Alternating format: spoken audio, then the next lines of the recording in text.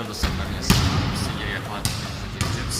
Алда біз қолмен қалай сіздерге қалай қолмен дұрыстап жүруге болатынын Осылай қолмен жүру негізінен қолмен тұруға қарағанда оңайырақ болады. Және оны үйрену үшін бірінші сіздер осылай қабырғаға келіп, аяқтарыңызды осылай қоясыздар. Содан соң осылай артқа алыңдар.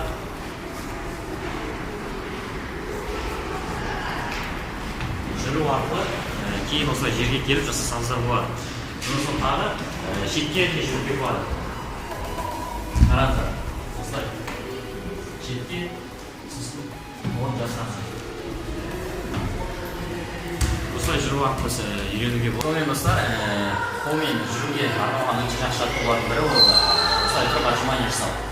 Қараңыздар, осылай қабырғада жуан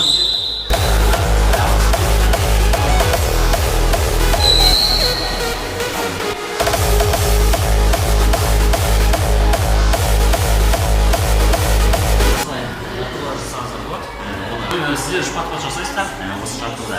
Және үш подход жасаған кезде әр подход сайын сіздер 5 жасасаңыздар болады. Бұл жаттығу негізінен қолмен жүруге өте пайдалы. Келесі екінші ең маңызды нәрсе келесі қабырғада тұрған кезде былайынан жасасаңыздар да болады. Былай жүрмей-ақ жүре алмасаңыздар да бір орында тұру арқылы солай 2-3 минут немесе 1 минут тұрсаңыздар да сіздің арқа жағыңыз, қолдарыңыз жақсы ойығына келеді және сіздер былай жай жүруге үйренетін боласыздар. Жай жүрудің қолдарын тұрудан қарағанда оңай шығады. Ол кезде сіздер аяқтарыңызды осылайынан ұстап аласыздар, немесе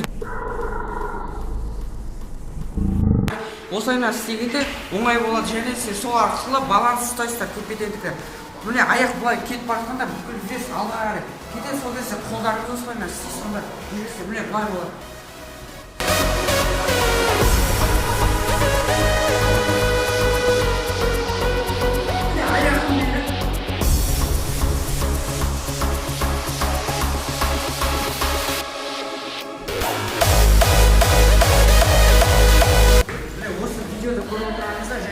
Аяқты алдыға қарай барған кезде сіздер қолмен осылай нәрсе берді, солай көп рет 5 рет 6 рет немесе 10 рет жасауларыңыз мүмкін. Және де осы кезде сіздер құлақ қаласыздар.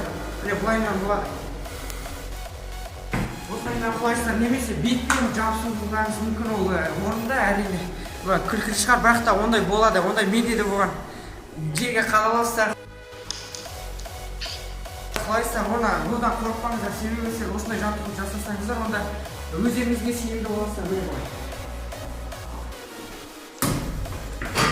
Келесі жаққа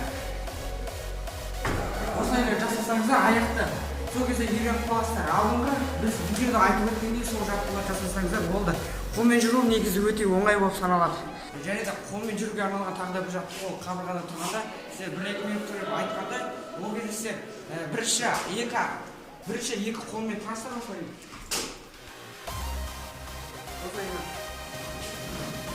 Бір-екі минут тұрасыздар. Одан кейін келесі бір аяқпен тұрасыздар. Бір аяқты қабырғадан жіберіп. Міне былай.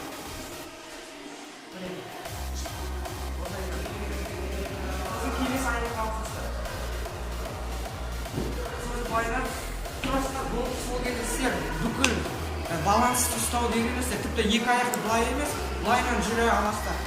Өте сенімді боласыздар өздеріңе. Сосын қолмен жүруді өте оңай және тиімді үйрене аласыздар. Достар, осы видеомыз аяқталды.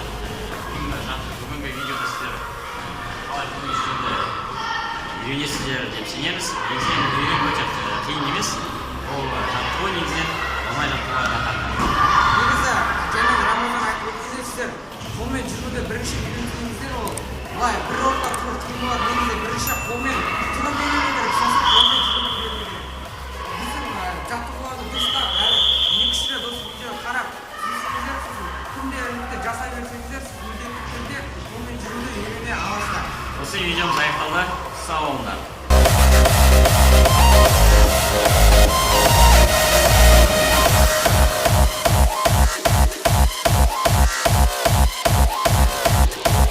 Қанша?